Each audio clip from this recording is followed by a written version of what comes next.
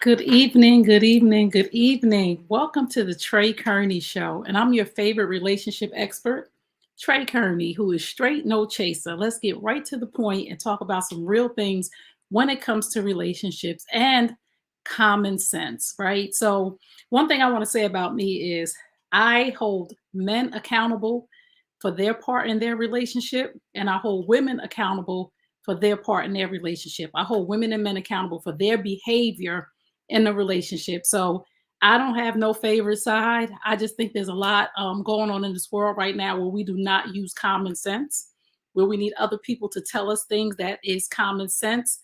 If this is your first time meeting me, I am Trey Kearney. I'm a certified life and relationship coach. I'm also the owner of the New You Nation Network, the channel that you're watching right now. If you have not subscribed to the New You Nation Network YouTube channel, subscribe, subscribe, subscribe. We are growing at a rapid rate. If you would like to contribute content to the New You Nation Network, please reach out to me. If you are a Generation X content creator, please reach out to me. The New You Nation Network is geared toward Generation X. The content is created by Generation X and produced for Generation X. So let's get started tonight. So I'm gonna get right into it. I'm not gonna do any like current events or hot topics or anything like that tonight because this topic tonight for me is really important. Let me say that it's really important.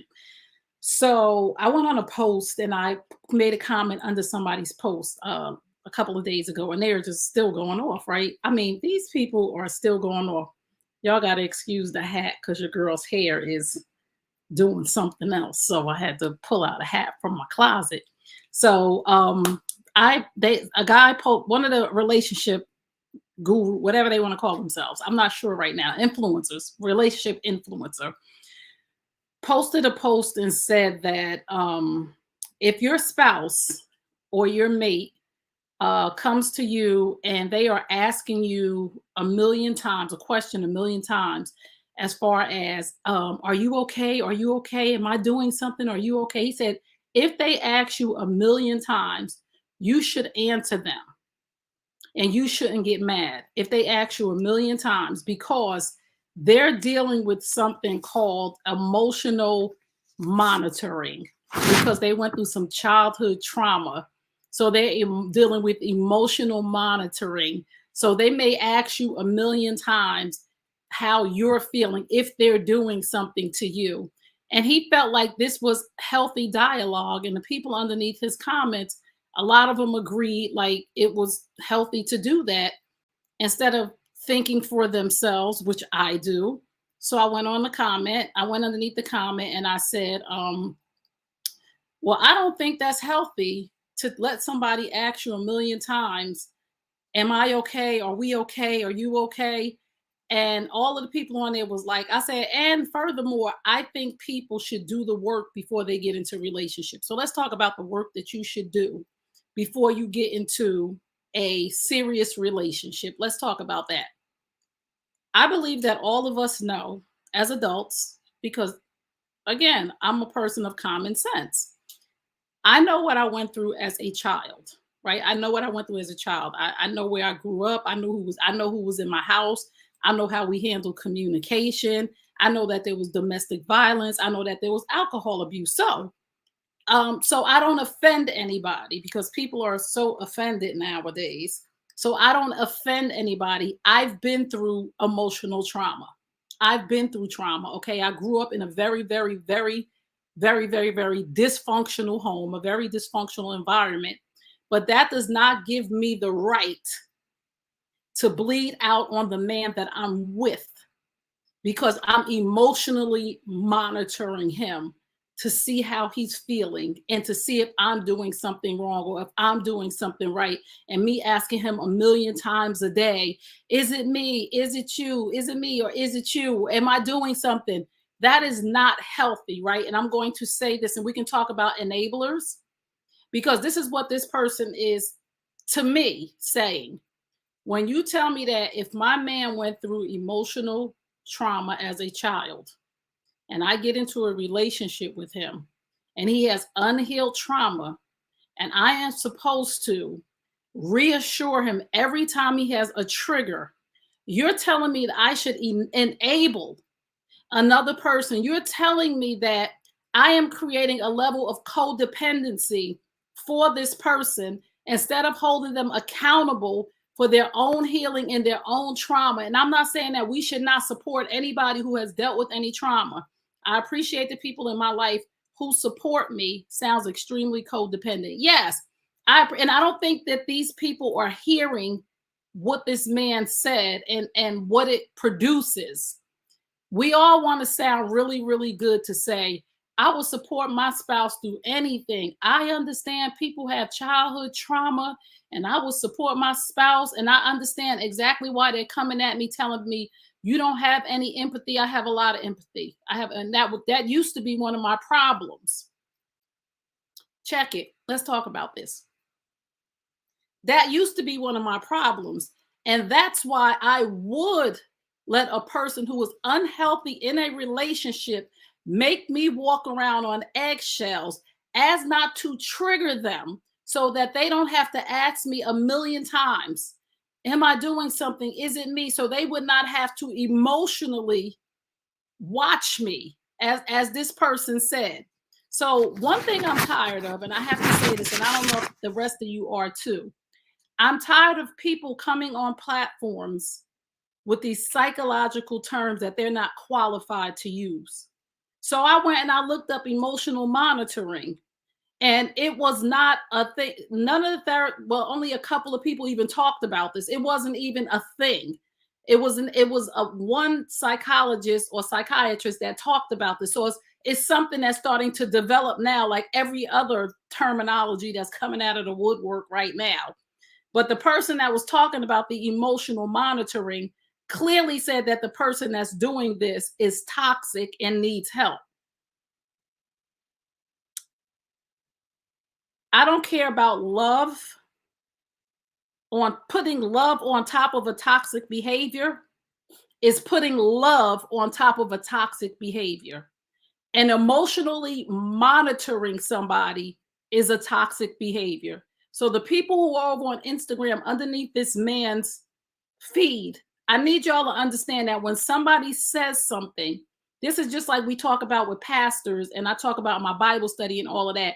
The pastor says, go check what I'm saying. Don't just take it from me because I'm a pastor. Go check the scriptures. Go make sure what I'm telling you is true. Don't just listen to me because I could tell you anything. So I feel like we as a people right now, when we see an influencer and they make us feel good and they say something because we're the person who is emotionally monitoring people, we want to jump on other people who have a different healthy perspective. I've worked on myself. I don't know about the rest of y'all. And I'm going to tell you this, I'm 53 years old. I've worked on myself. So when I see, excuse me, signs of an unhealthy person that I'm dealing with, I've worked with a therapist. I've worked with a coach so that I would not enable people. Let me tell you, people who think that these things are okay. Let me tell you, people who think that these things are okay. People who think they can love the trauma out of a person. Let me tell everybody on here right now. You cannot love the trauma out of a person. That's not the way trauma works. Trauma is a traumatic experience that somebody had that causes other conditions like PTSD, anxiety, depression, and all kind of other clinical things that a clinical therapist, a psychologist or a psychiatrist or a professional counselor needs to work through with your spouse. So you're letting your spouse question you 100 times and having triggers and you walking on eggshells, boo, enabling them is not helping their healing process. It's like enabling a drug addict. You want to protect them. You want to love the drug addiction out of them. It does not work that way. So I need my people, I need y'all to start thinking for yourselves. Anything that sounds good and makes us feel good, the masses want to go through that. You're not going to tell me to let an unhealthy person bust my stitches and rip my band-aid off out of all the work that I've done on myself, because I would not want to inflict that on another person. But that's a sign that I'm healthy. So you got to know if you're healthy, because I've had clients, right, come to me and tell me, and it's been a lot of women that will come to me and tell me, excuse me, my husband is toxic. I'm in a toxic relationship. And they would tell me like they were in a toxic relationship because their husband was toxic. And I had to tell them, how long have you been in this toxic relationship? About 4 years, about 3 years, a year, 5 years, 2 years, 7 years, 12 years. I said, well, if you're in a toxic relationship, you're toxic too, because healthy people leave. It takes two people to be in a toxic relationship. I need y'all to understand that. You can't go around telling people you're in a toxic relationship and think in your mind that you're healthy. Because if you're in a toxic relationship, it's because you're toxic too. Hey, y'all, if you just tuned in, you tuned into the Trey Kearney Show. I'm your favorite relationship expert, Trey Kearney. And tonight, we are talking about unhealthy connections and how to know that you're in one, right? Thank you. Somebody said true. How to know that you're in one. So let's get back to this. So I'm going to get some definitions, because I like to go look up stuff before I start talking about it, because I don't know everything. So when I don't know something, I like to have the definition in front of me. So codependency in a relationship is when each person involved is mentally, emotionally, physically, and or spiritually reliant on the other. A codependent relationship can exist between romantic partners, but also with family members and friends, and tends to lead to dysfunctional relationship patterns, right?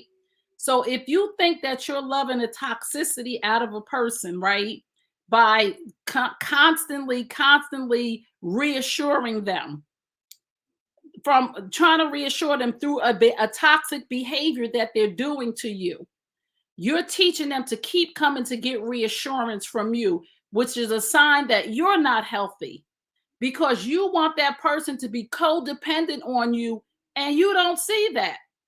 You think it's okay that this person is asking you a million times, instead of saying, a healthy person will say, boo, we need to get you some help.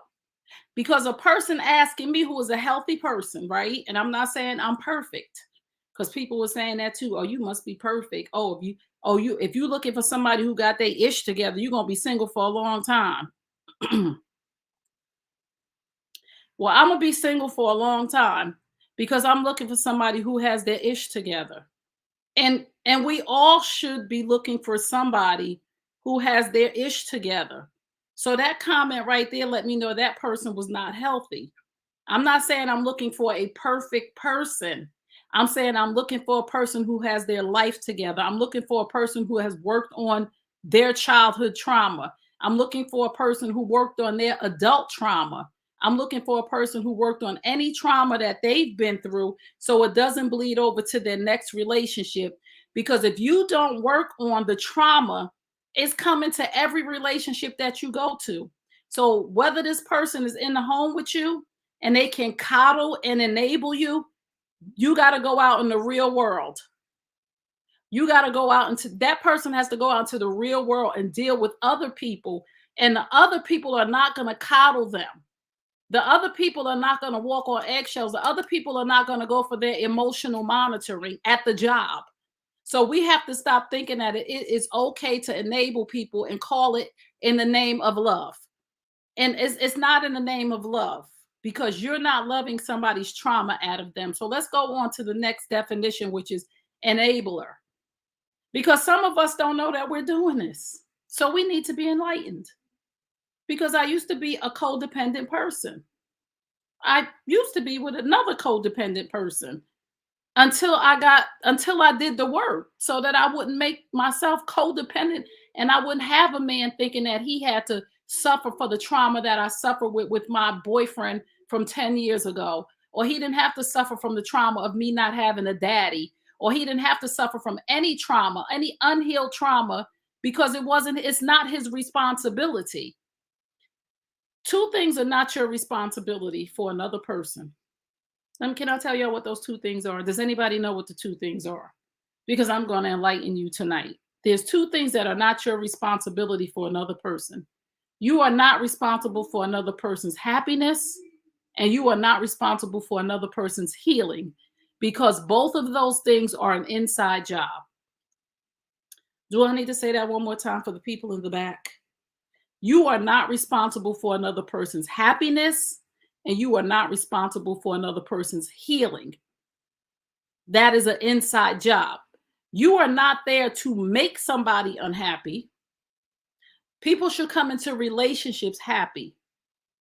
You should not come into a relationship dependent on somebody to make you happy. You should have already came to that relationship happy with yourself, happy with your whole healed self. You should not come into a relationship depending on somebody to heal you. We grown.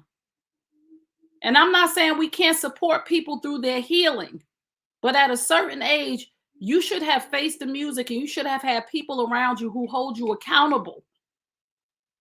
And this is the word right here that people don't like. People don't like the word accountability. People want to tell me I lack empathy because I hold people accountable. I don't lack empathy. I'm one of the most empathetic people in the world, but I have that part of me under control, because empathetic people have to have boundaries because users don't. So if you get into a relationship with a person who has unhealed trauma, they will use your empathy. And you will think that you're just being a good person and we're supposed to be good people. But there are boundaries when it comes to other people's trauma that you must have to protect your peace. Because the saying goes, hurt people hurt people.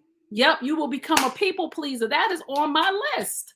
I see y'all coming in. So if you just tuned in, again, I'm Trey Kearney. You're tuned into the Trey Kearney Show. I'm here every Wednesday, 8 p.m. Eastern Standard Time with the New You Nation Network YouTube channel. Please don't forget to subscribe. If you would like to advertise with us, you can email me, trey@treykearney.com or info@treykearney.com. I have to transition over to that because we're going into business model now because the network is growing. So you can email me at info@treykearney.com. If you have a book, product, movie, initiative, ministry, anything that you're trying to promote and you're trying to get your product in front of more eyes, we talk to your customers every day. So if you would like to advertise with us, again, info@treykearney.com. So tonight we're talking about unhealthy connections, unhealthy attachments, and what to look for when it comes to these things. So enabler is a person who encourages or enables. Listen to me. I need y'all to know this because we need to be healed and whole when we go into our next relationship. And I need you to know this. You have the right to walk away from anybody or anything that will disturb your mental wellness. I don't care who say what. You could say I don't have no empathy. You could say whatever you want to say. But I know from my healing journey what is a trigger that will set me back 10 years. And I don't have to do that because of what other people will think about me. I just need y'all to know that. You don't have to stay with a person based on what other people are going to think about you. You need to know how much you could take and when enough is enough for you. And you don't have to stay with a person that's asking you a million times, am I okay? Are we okay? Did I do something? Because that person needs therapy. And I'm saying to you, supporting somebody through their healing journey is reputable, is okay. But thinking that you're loving somebody into healing is a big mistake if they're not in therapy.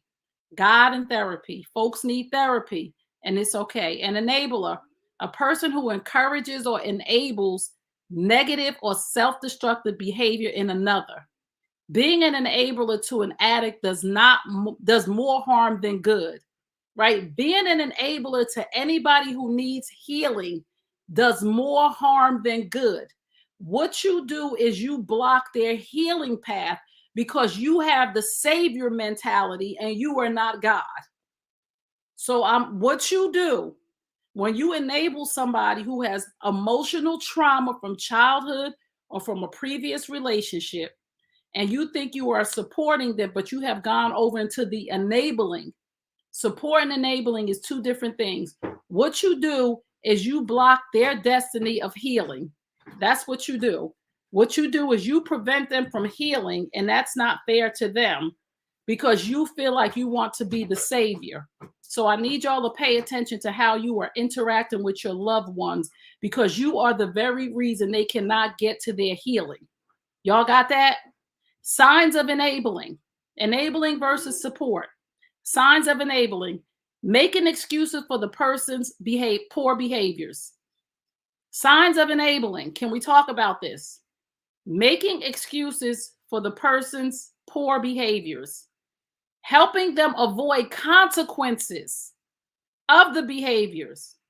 So when somebody is coming to you asking you a million times or doing things in your relationship that if you don't hold them accountable, in order for a person to grow, there has to be accountability. And when the behaviors or the actions are not good, consequences cause growth. Ignoring people's behaviors or enabling them does not cause growth. No consequences, no growth. No consequences lead to the same behavior over and over and over and over again. If that person knows that you're going to stay there, they're never going to change that behavior, because Trey's always going to be here reassuring me for the millionth time that there's nothing wrong with me. That's an inside job, boo. That's not my job. That's not my job. Signs of enabling: continuing to provide money, shelter, and other resources when it comes to somebody who is on substance abuse or alcohol, or even people, when you enable people who don't pay their bills. You're an enabler. When their phone getting ready to get cut off, you're an enabler. If you keep giving them money, you are an enabler. Not acknowledging their poor behaviors or their addictive behaviors verbally.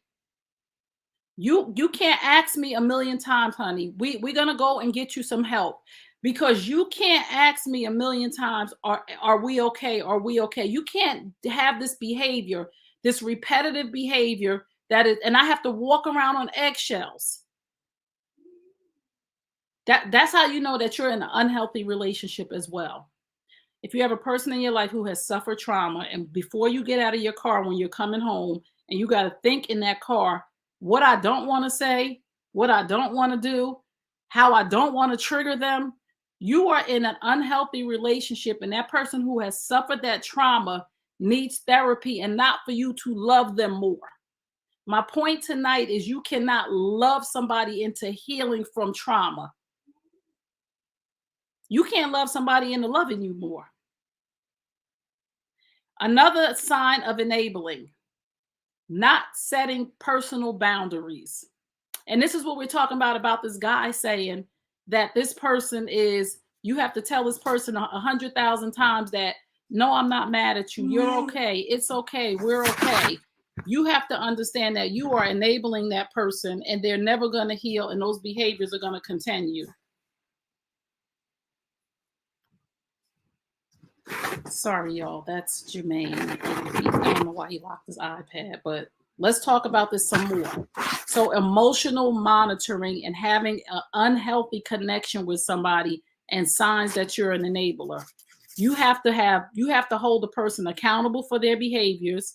You cannot participate in their poor behaviors. You cannot hide their poor behaviors from other people. And you cannot coddle somebody. This is a whole nother thing. I'm sorry if y'all believe I'm straight no chaser, because I'm straight no chaser. You cannot coddle people who need help. There's this thing, right? And we don't have to be so rigid and so mean, but you have to hold people accountable. And sometimes there's tough love. Sometimes there's tough love, and sometimes tough love leads to separation. And that's okay, because you're not allowing that person to grow, heal, be whole, and be the best person that they can be in life, or be the best person that they can be with that next person, because maybe they ain't supposed to be with you. And maybe that's your fear, that if I hold this person accountable, that they will leave me. So you have to look at yourself in the mirror and say, am I codependent on this person that I will walk around on eggshells in order for them to not leave me? Sometimes we got to take a look in the mirror. As my girl Yvette said, Pastor Yvette said, sometimes it's us. Sometimes it's us. These are people who think they can love the trauma out of a person. And ask yourself, do I fit any of these categories? Because I ask myself on a regular basis. Because, like people said, we are forever healing. So we want to be around healthy people. So I have to ask myself, from coming from a situation of dysfunction in my life, growing up in dysfunction, growing up in domestic violence, growing up in a lot of alcohol use, a lot of drug abuse, and all of those things, I have to ask myself these questions when I get into relationships and when I'm dealing with people in my family and my friends. These are the people who think they can love the trauma out of a person. Another person who was codependent, you will think you could love the trauma out of somebody, and you can't. You can't love them enough to get the trauma out. They need help. They need help. Enablers. We just talked about enablers. You can't love the trauma out of somebody. You're just enabling them to continue this behavior until you can't take no more. And I know people who are walking away after 20 years, and had they dealt with this in the third year, they wouldn't be leaving their husband or wife in year 20. Because now they can't take this behavior because they've gotten to a place of maturity where they're being broken down. They're like, I just can't take this no more. But you created this. Be careful of the monster that you create, that you're going to have to slay. Be careful of the monster that you create. Number three, people who think they can love the trauma out of a person, fixers. We want to fix everybody. We want to fix everybody. We have this savior thing going on. I'm going to save these people. I'm going to say this savior complex. You think you could fix, you can't fix people. You're not the manufacturer. You can't fix your own kids because you are not the manufacturer. You did not create them. You had them, but you are not the creator. So you cannot fix something that you did not create. So we have to learn how to not think that we can fix people, because while we're trying to fix people, we are breaking us. I could leave now. And you know why I'm saying this? Because I could testify to being a fixer. You know how many people I tried to fix that to some degree I helped them, that walked away and don't speak to me no more? Because I'm not the savior, and I can't fix you. I can support you, but I can't fix you. I can hold you accountable so that you can get the help that you need, so that you can grow instead of being stuck in a stage because I'm enabling you or trying to fix you. The next people who think they can love the trauma out of somebody, and somebody said it earlier, are the people pleasers. If I keep doing this, they'll get better. If I keep doing this, they'll get better. And what you don't realize is that you're in an abusive relationship. Come on, somebody. People pleasers a lot of times end up in abusive relationships because so long they're trying to please people that they don't even realize that they have walked into an abusive relationship, because they're so busy still trying to please this person that's yelling and screaming at them. Because a lot of us have been raised, sad as it is, our parents didn't know no better. And we don't want to throw our parents under the bus because they did the best that they could do. But they taught us how to be people pleasers. My boy Purvis Taylor, when I interviewed him a couple of years back, he talked about, I think it was Purvis. Was it Purvis? I think it was Purvis. I'll go back and look and see which one of who it was.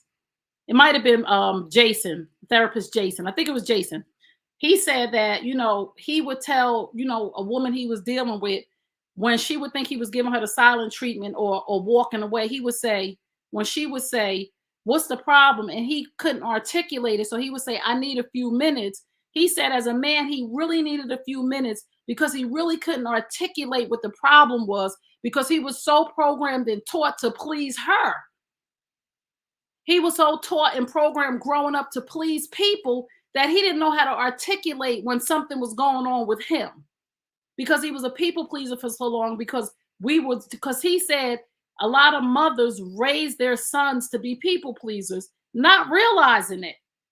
Not that we're knocking our parents, but we got to be very careful of what we're putting out to our children, so when they grow up, they don't go into the world in a traumatic state. And I'm speaking from experience from my own children. We have some issues still in their adult lives from things that I've instilled in them, from behaviors that I had. But again, I'm not responsible for my children's healing. I'm not responsible for my children's happiness. I'm responsible for whatever I did to cause the trauma. And the only thing I could do about that is apologize. I cannot force them to go to therapy. And I cannot be their therapist. I cannot go back in the past. So once I say I apologize and we acknowledge my behaviors and what I've done, I have to put the ball in their court to say, now, I'll pay for therapy. I'll do whatever I need to get you the help that you need, but I'm not responsible for your healing, because I can't heal you. And that's what we have to realize. A healthy person knows to support and direct them to the proper help. This is how you know you're healthy in a relationship, when you're dealing with somebody in a relationship, right? Because again, just because a person is not beating on you, just because a person is not yelling and screaming, does not mean they're not toxic. Somebody need to hear that tonight. Just because a person is not yelling and screaming and beating does not mean that they are not traumatized, or they're not having triggers from traumas that happened to them when they were younger, and that you are not qualified to walk them through these behaviors. And sometimes we, you, us, we are the problem. And we have to realize that, and we have to take our hands off of it, and we have to hold that person accountable, right? So when we realize that we are healthy, right? Healthy people set boundaries and non-negotiables for a reason. Can I talk about this? Can I talk about this for 2 seconds? Clap your hands, stomp your feet, give a shout, give a clap, whatever you need to do. Tap the screen. Listen, again, if you just tuned in, I'm Trey Kearney. I'm a certified life and relationship coach. I am your favorite relationship expert. I'm here tonight to talk about unhealthy connections and how to know if you are in one, and how to walk away from one, and how not to feel obligated to heal people when you are not qualified to heal them. So let me tell you why it's important to set boundaries, or to know when to know you're healthy, right? Let me just talk about that for a minute. This is how I keep myself healthy. I set boundaries and non-negotiables. And you know why I set boundaries and non-negotiables? So that I know who I don't want in my life and what I can tolerate. How long I've been a coach for? I've been certified for 7 years. This is why I've done the work, and this is why I said you cannot love the trauma out of somebody, right? And this is why I said, people who say if the person needs you to do this and to coddle them and all of this other stuff, listen, I cannot stay with a person who asks me a million times, are we okay? Or who is emotionally monitoring me, because it will mess up my mental health, right? So I've set boundaries to know when it's time for me to get out of a relationship, right?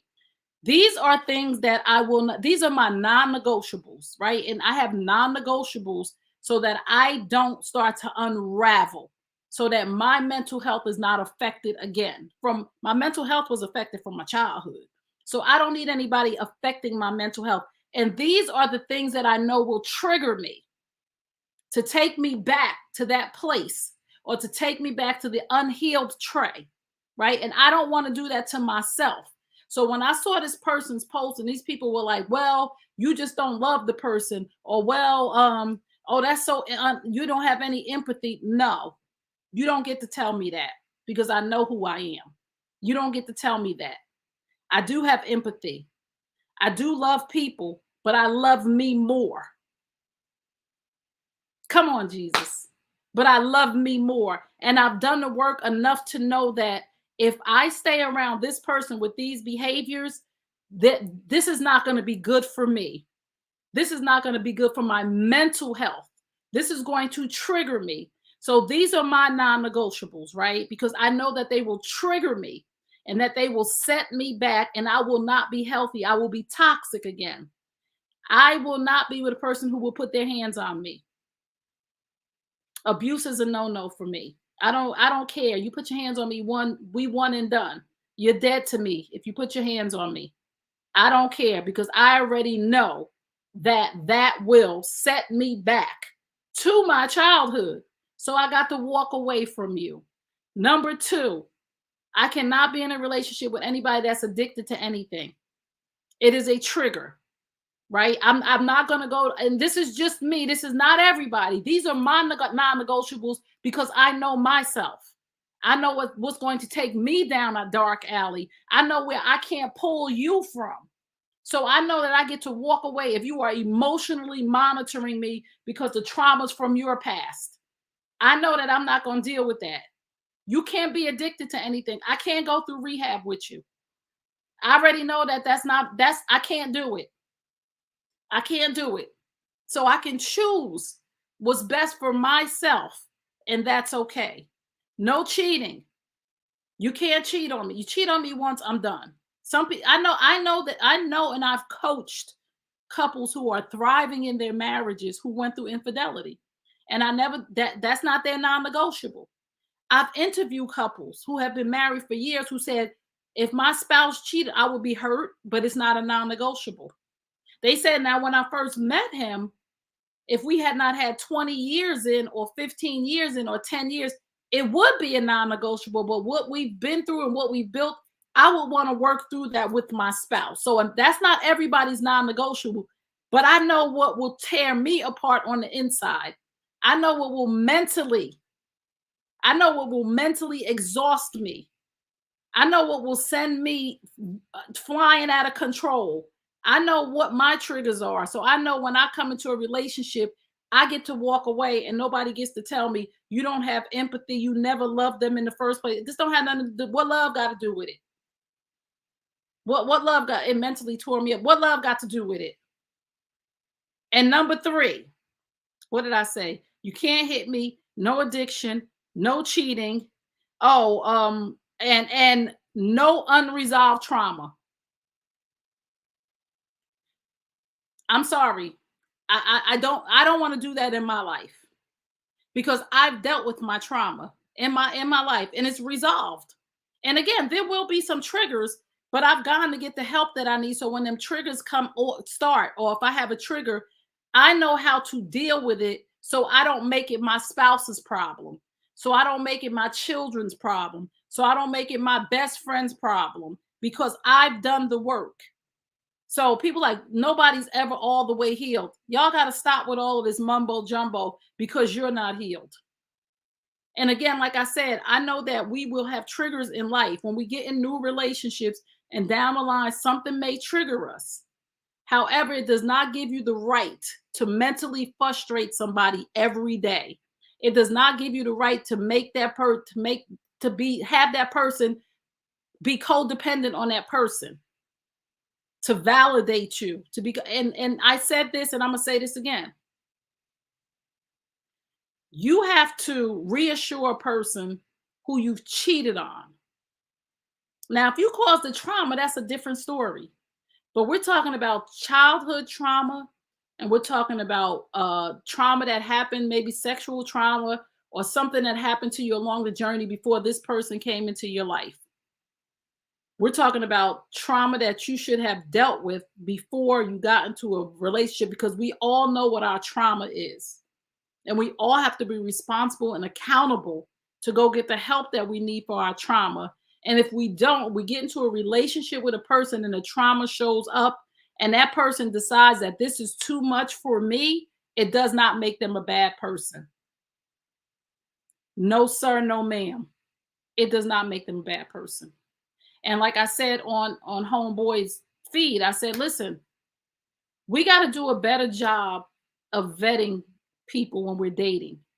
When we start to date, when we get to the courting phase, when we get to the phase where we know we're going to get serious with this person, we have to do a better job of finding out and asking them the hard questions. And if you I went through this course that David Burris has. If you don't know David Burris, follow David Burris. He has this dating course that is phenomenal. It's phenomenal. It talks about the vetting of people, and it talks about the stages of dating. It talks about the courting stage, the engagement stage, the dating stage. And it is phenomenal. And it changed my thought about dating. It changed my thoughts about dating. It really helped me that we have to really start changing the way that we date, court, and engagement seasons, right? Before we even get to the engagement, there's some hard conversations that we must have. I'm just at a different stage in my life, and we need to teach our young people this. There's some hard conversations that we have to have. We have to ask people questions about childhood. How were you raised? Who raised you? How do you deal with anger? Have you ever been sexually assaulted? Did you get help for that? Do you have problems when it comes to intimacy based on the fact that you've had some sexual assault or some things or things that went on in your childhood where you were touched inappropriately? We need to have these conversations before we get into a space where somebody is emotionally monitoring us because we didn't have the hard conversations that we needed to have. And now this person thinks that we're supposed to stay with them with their unresolved trauma. And I have to freely give the information of my life to a man that I'm moving on with to a serious relationship. I'm not saying the first date, we got to talk about all this stuff. But when I know this man is like, you know what, we serious, we're going to be exclusive, and we know that we're going toward the forever stage, there's some things that this man should know about me. If I have been touched in an inappropriate way that restricts me from having intimate moments and I'm triggered if he does something, he should know that. Hard but necessary. If you can't have the hard conversations, then you're not ready to be in a serious relationship. And I don't want to hear, we're not supposed to tell everybody everything. We ain't supposed to tell everybody everything. But when we're getting into a relationship with somebody and we are going to the next level, there are some things that we need to discuss. I need to know as a young boy if you were inappropriately touched. I need to know that. And if you don't tell me that along the journey, as we go along the journey and we get closer and closer and it shows up and you never mentioned it to me and I've asked you these questions, I have the right to say, you know what? Had I known this, I may have made a different decision.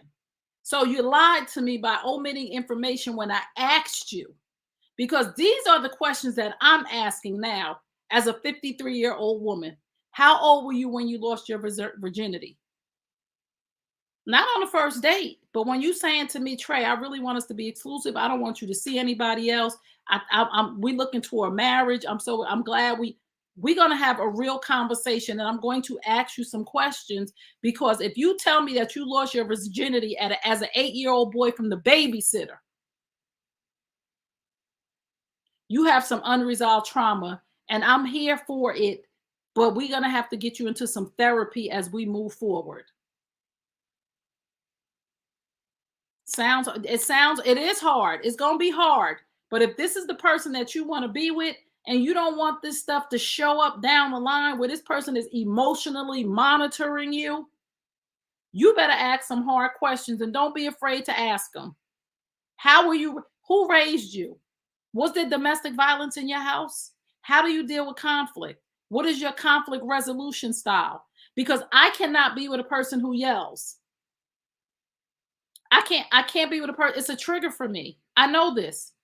And I need to ask the person who I'm with, and I need to have a serious conversation with them to say, I'm not saying that you're never going to yell. I'm not saying that a person ain't never going to yell. But if that's your regular MO to communicate, because you only got a couple times to yell at me before I'm walking away, because it scares me. Because growing up, I knew that yelling meant fighting next. So I don't want to be with a person who can't articulate what they need to say in a calm tone. And I'm not saying we're not going to get into a space where we don't have disagreements, but I need to know how you handle disagreements. I need to know, and I need to tell you what I need to tell you what my triggers are. So you understand that when we get through this, when we go into this and you say, let's get married, and we get married, and you start these behaviors and we have this conversation, don't think I'm gonna stay just because we got a wedding ring on, because I'm not. Because what you're not gonna do is damage me when I told you what is detrimental to my mental wellness, to my mental health. I can't be with anyone who smokes. I can't be with an addict. These are my non-negotiables. These are the things, and I'm telling you from the beginning, these are the things that will make me walk away. And whoever don't like it, just don't like it. I hate yelling. I grew up with that. See, this is why we gotta have these conversations. And we gotta ask people, have you been to therapy for that?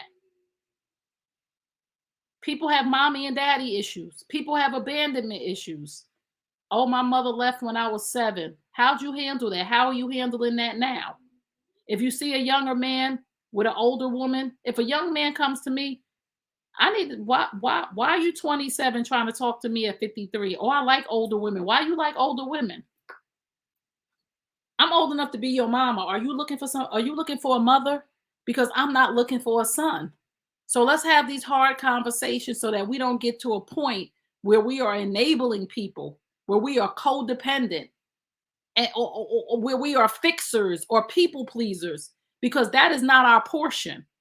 And if anybody ever tells you that because you decide to walk away from something that will trigger you, that will tear your healing up, tell them, okay, you can think what you want to think about me. I know who I am. I'm a very good person, but I know what I can't tolerate. And that's okay. If you just tuned in, you tuned into the Trey Kearney Show, and we are talking about unhealthy connections. We are talking about the signs of codependency, enabler, fixer, people pleaser. We are talking about toxic relationships, and you need to understand that if you are in a toxic relationship, it is because you are toxic too. It is just not your spouse or your mate. You're toxic too, because I'll say this again, because healthy people leave. And I'm not saying we run out on folks. I'm saying that when you figure out that a relationship is really toxic and everybody's yelling and screaming and arguing and dysfunctional, if we're not going to therapy and we ain't gonna get some help for this immediately, Trey gotta go. Cause Trey healthy and Trey trying to stay healthy. So if you're not willing to go work on this, then you don't have much of my time. And I'm not gonna beg you to go to therapy. I'm not gonna beg you to do something that you don't want to do, but I'm gonna let you know that this not gonna work for me. Are you toxic too? When does love turn into codependency? And we talked about codependency. Codependency in a relationship is when each person involved is mentally, emotionally, physically, and or spiritually reliant on the other. A codependent relationship can exist between romantic partners, but also with family members and friends, and tends to lead to dysfunctional relationship patterns. You deserve a healthy relationship. And when people have trauma, they need to go deal with that trauma before they come into another relationship. And one of the problems with a lot of people, I'm gonna say this, is people relationship hop. They leave one relationship, they go to the next with the same problems. They leave that relationship, they go to the next. And this person tolerates it and says, okay, I'm gonna tolerate it until I can't tolerate it no more. At some point, it has to come to a person that says, you need therapy. I can't make you go. But if I'm worth the fight, or if you want to be with me, they'll go to therapy if somebody says it to them. But if we keep coddling them, and letting them ask us a million times, or have these behaviors that is toxic and unhealthy because of their childhood trauma, that behavior will continue, and you are keeping them from healing. You got to walk away from me, because I'm gonna tell you, girl, you need a therapist. And like they said, codependency is not only with intimate relationships. It can exist between family members and friends. I got friends around me, couple groups of friends around me, different circles. We all have an accountability policy.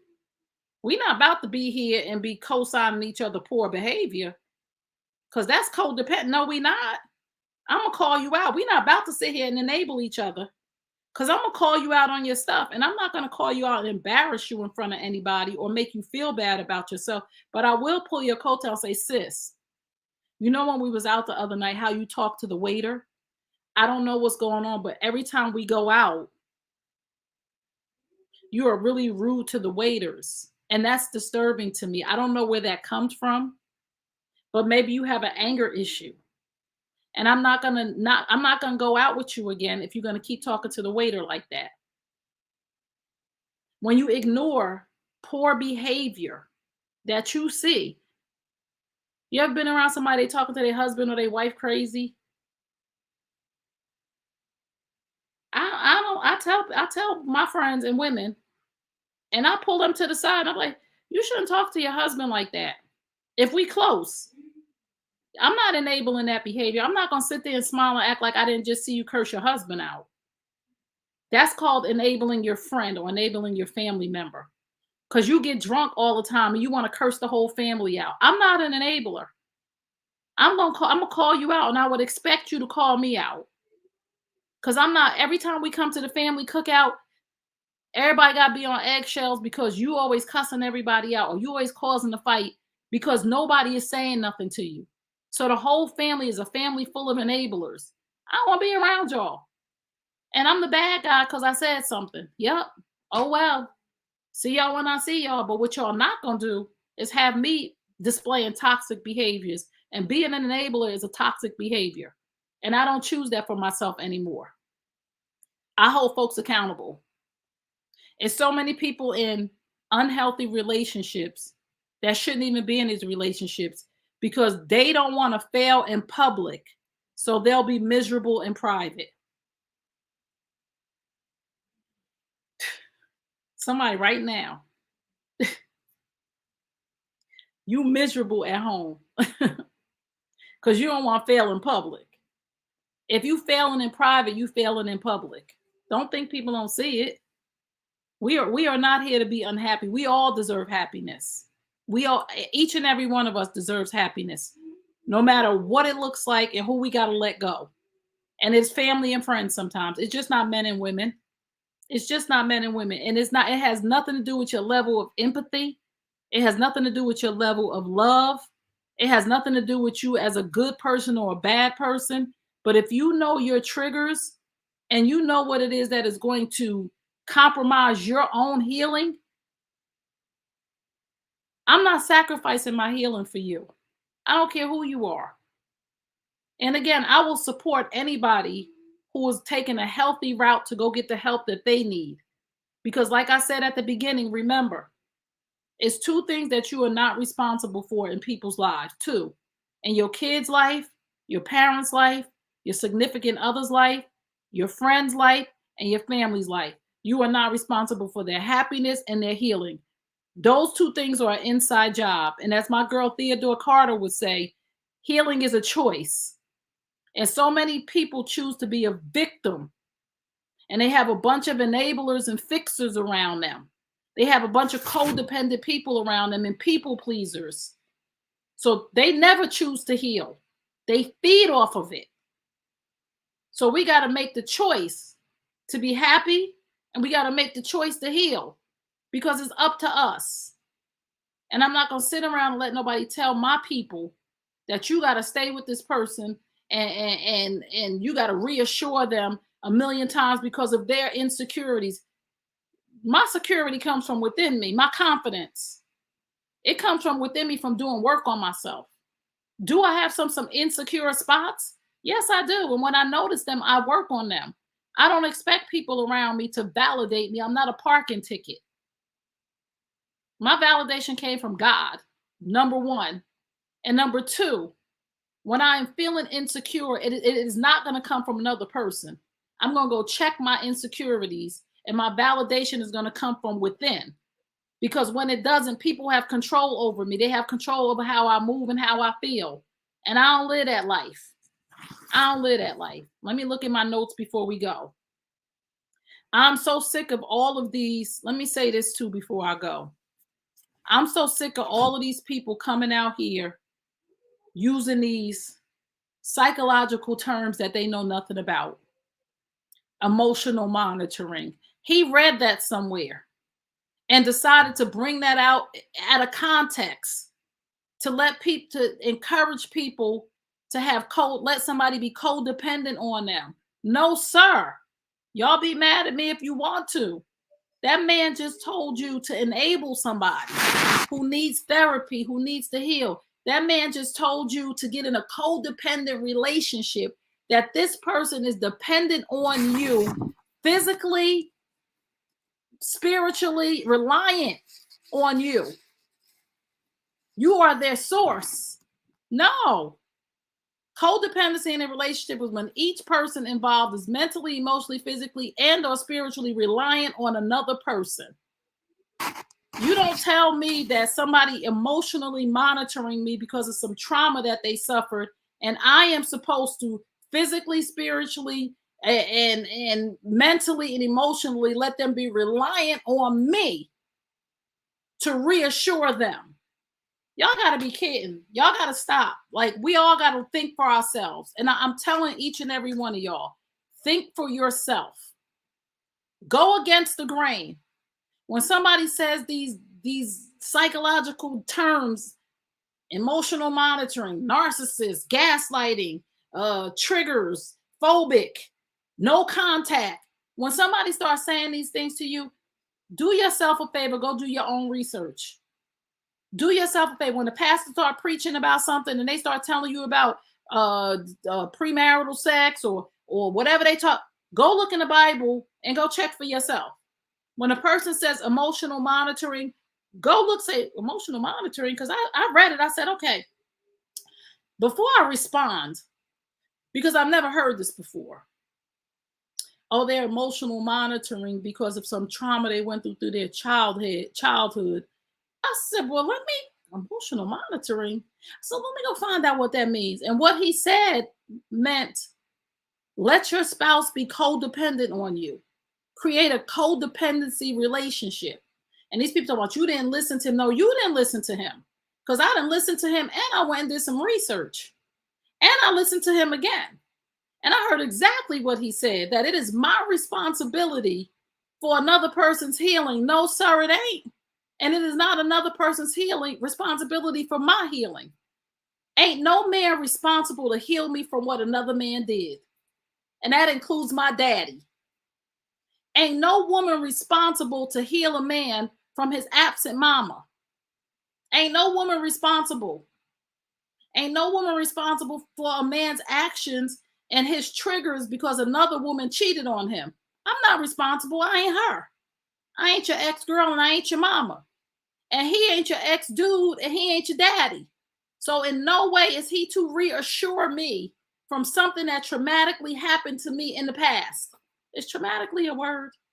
Because if it's not, my girl Kim gonna get me for that. But y'all know what I mean. Because she gonna say, why you say that? And I'm gonna say, it just came out. Because she a grammar Nazi. So she checks all my stuff. So it's 8:59. I hope that this was helpful to y'all. I just want to say this to people who have experienced trauma. I have empathy and sympathy for you. I empathize and I sympathize with you. I really do, because I've experienced trauma in my life. So I'm not judging. I used to be you.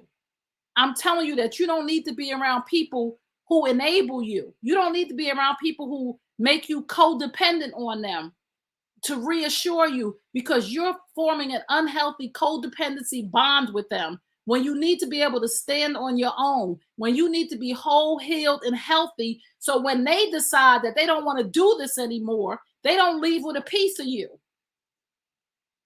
Come on, somebody. I'm telling y'all, people always ask me, why can't I get over this relationship? Because you can't get over that relationship because that person was filling a void for you. So you don't need to go in relationships where you need to be codependent on somebody and they're allowing you to be codependent on them. Because believe me, when they leave, they're going to pull the plug and all the air going to come out of you. And that's what you do not want. I am healed and I am healthy and I am whole. And I don't care who tell me, oh, you're going to be healing forever. I'm going to heal from something else. Of course I am, because people are going to offend us. And life is about healing. But it's about the healing of oneself. Healthy, healthy. When things happen to me, I go and I get help if I need it. And it could be Jesus and therapy. It could be coaching. It could be counseling. It could be the pastor. It could be good counsel.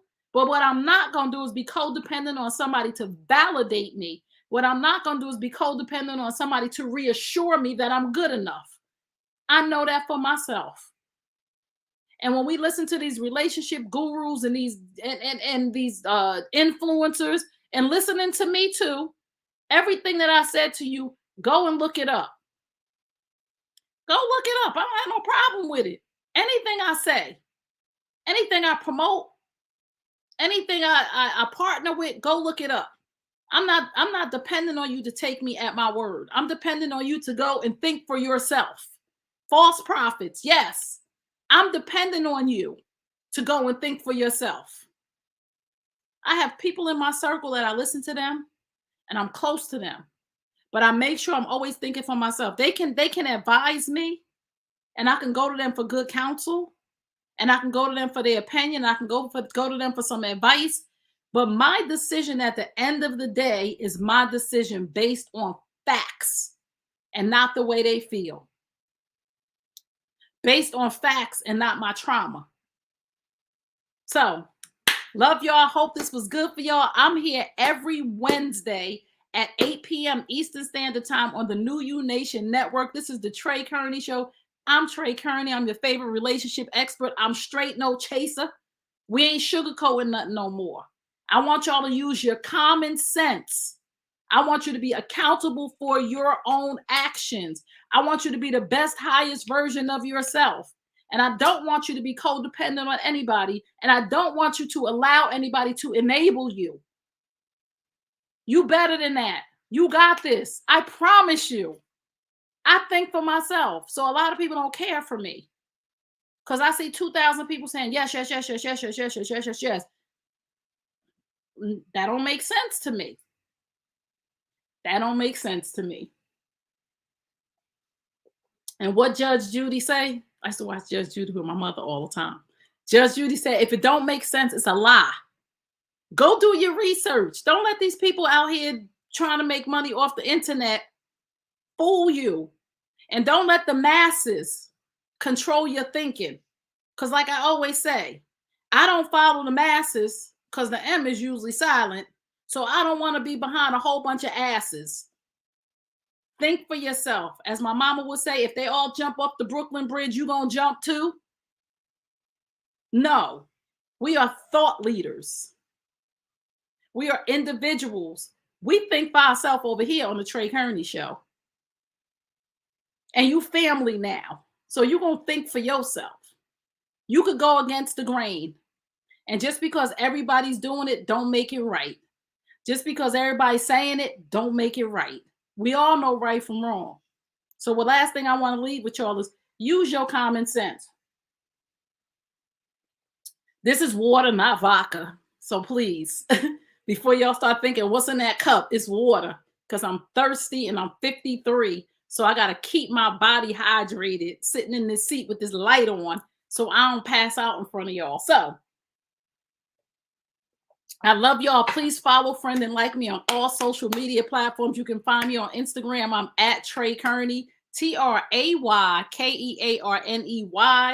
I am also on Twitter, not over there much, so you might not want to really go over there. I'm Trey Kearney on Facebook. If you follow me, please tell me I watched the show. Can you follow me back? Because there's a lot of people that be it. I'm like, I don't know where you from. I don't know what's going on, so I ain't gonna follow you back. But if you let me know that you TikTok family or YouTube family or wherever you tuned in from, I will surely follow you back and I will support you. If you need me to follow you on your YouTube channel so that you can get to your numbers, or if you need me to support you, if you would like to advertise with us, please send me an email, info@treykearney.com, info@treykearney.com. If you're looking for coaching, life coaching or relationship coaching, go to my website, www.treykearney.com, www.treykearney.com, and check out what I do. I'm here for you. Okay. So love y'all. Gotta go. Remember what I tell you at the end of all my broadcasts. You deserve the best. Yes, I'm talking to you. You deserve the best. Now go get it. Peace and blessings. I love y'all. I'll be over at the after party on TikTok. So if you want to meet us over on TikTok, I'm at Trey Kearney 26. See y'all next week. Bye-bye.